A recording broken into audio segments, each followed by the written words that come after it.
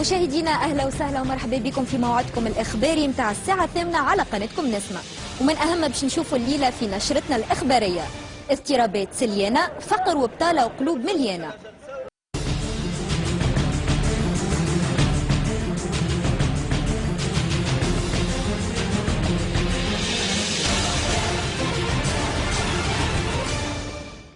نبداو اخبارنا الليله من ولايه سليانه وتحديدا من منطقه برقو اللي عاشت اليوم اضطرابات كبيره ادت الى قطع الطريق وشل حركه المرور بالكامل. الاهالي محتاجين على الاوضاع الصعبه اللي تعيشها المنطقه من فقر وبطاله وتهميش، اضافه الى غياب شبه كلي للمسؤولين اللي خيروا الفرار خوفا من رد فعل الاهالي.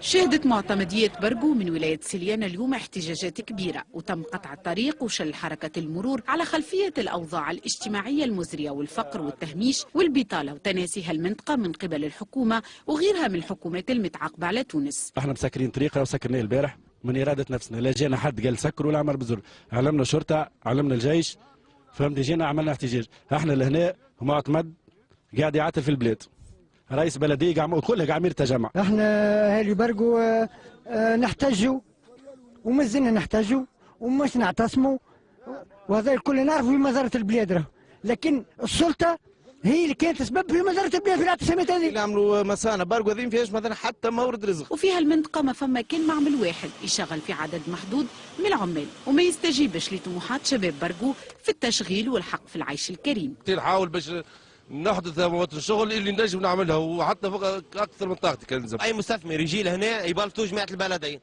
فهمتي، والمعتمد يعطلوا حكام مش يحل هذا معهم نتاع جايين يخدم قريب ال 500 واحد. كما يفتقر المستشفى المحلي الى ابسط المعدات والتجهيزات ويواجه في عديد المشاكل. القضيه تاع مستشفى برقو ناقص من جميع كل شيء، من الطاقم الطبي، من الماتريال، من كل شيء.